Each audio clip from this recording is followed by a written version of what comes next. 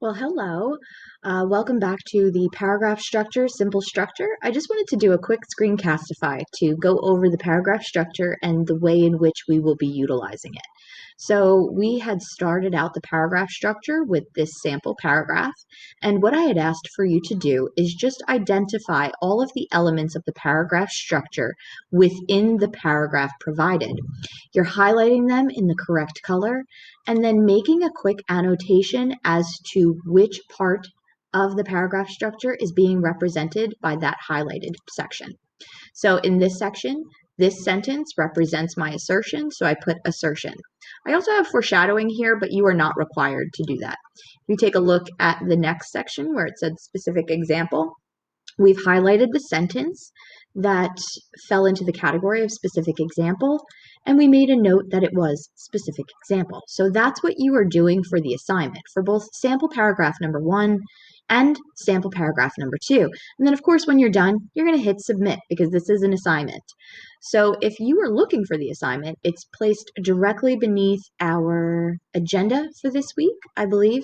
Otherwise, you could find it in our marking period 3 writing category when you're looking under class assignments. I just want to go over the structure itself. So in the structure, you're going to find 5 different elements. Now, this doesn't mean that your paragraph is going to be 5 sentences because some of these are going to be more than one sentence sometimes. What you can guarantee based on the structure is that this is the order in which the information will appear. So you will not find your assertion after the evidence, as an example. Okay? Your assertion will take place at the beginning of the paragraph. After that will be a specific example. After that will be evidence, an explanation, translation, or connection, and then finally a closing. Now, how many sentences each one of these is going to be will depend on the particular paragraph, and I'll show you in a moment. But for your statement, stating your purpose, your assertion is what we are going to call it. This, back in the day, would have been called your topic sentence. So you may recall it being called a topic sentence. From this point forward, we're going to call it an assertion. So it usually means rephrasing or restating a question or a prompt, and it can be put into your own words, but it tells what the rest of the paragraph is going to be about. Most importantly, I want to draw your attention to this in statement form. So it is not a question. It is not a quote from another author. Sometimes in the past, we would have had you start with a quote, right? Someone else said it best, so let them start your essay for you. That's no longer going to take place. Anything in quotes, anything coming from another source is going to be built into our paragraph instead, rather than beginning it. So it's going to be a statement, which means statements end in periods. There is no other punctuation that's appropriate for freshman year other than a period. So please, if you are interested in providing an exclamation point at the end of your essay, don't do it. If you are going to ask me a question to begin your essay, do not do it. No questions, no exclamation points, just periods, please. The only place that those pieces of punctuation would be appropriate is within quoted information.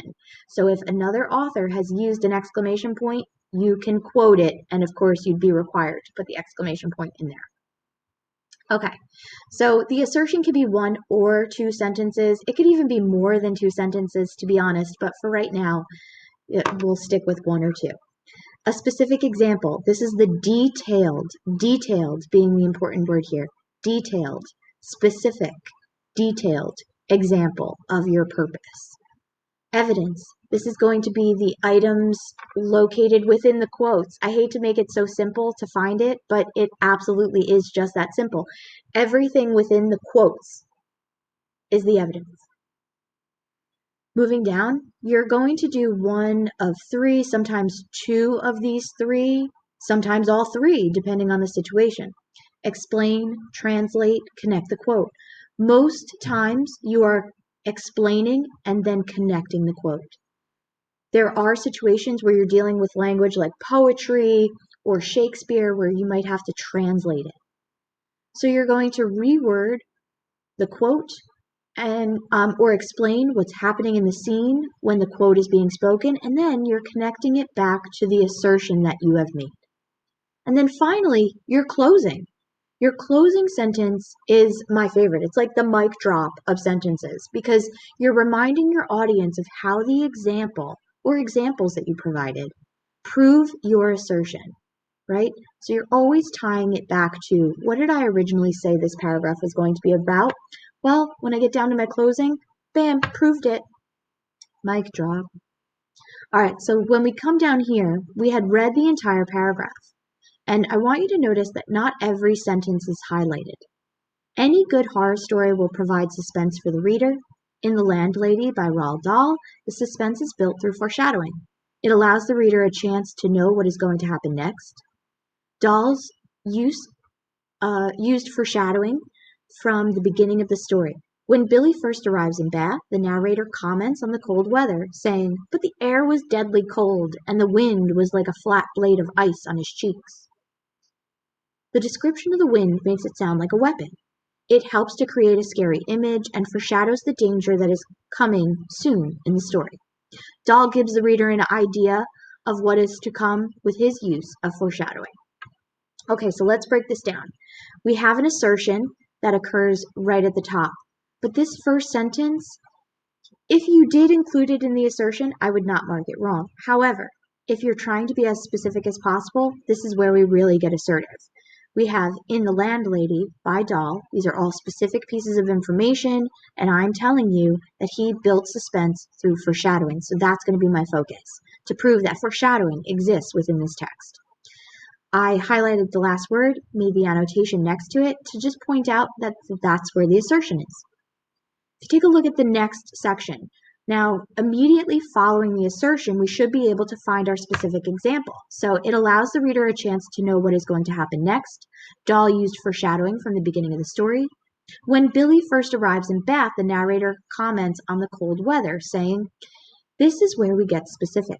If you take a look at the other two sentences, while I guess we could classify them into the same category, they aren't as specific as that element of the structure suggests. This is a detailed example of your purpose. There's detail in here. I have a character name, I have a location, I have him commenting on the cold weather. The other two sentences aren't as specific, and yet they still serve a purpose. They're just not dedicated elements of the structure. So I've highlighted that section. I identified it as specific example. You're going to see this very often, where all of those elements exist. They're all going to exist in the correct order. However, there are going to be extra sentences that don't seem to fall into any particular part of the structure. But why is that? It's because it helps us, these extra sentences help us to weave together our way of thinking, what we are trying to convey to the reader, and make it sound a little bit more sophisticated.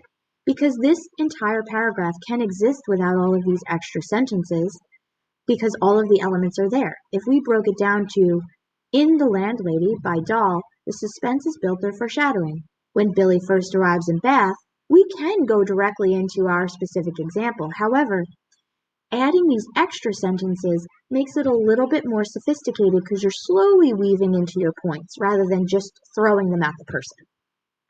Okay, so for your homework, you are asked to complete the exact same activity for sample paragraph 2, and when you're done, you are hitting submit. I hope that this was helpful in explaining the paragraph structure.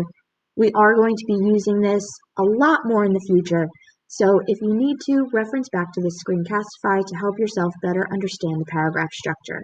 See you tomorrow.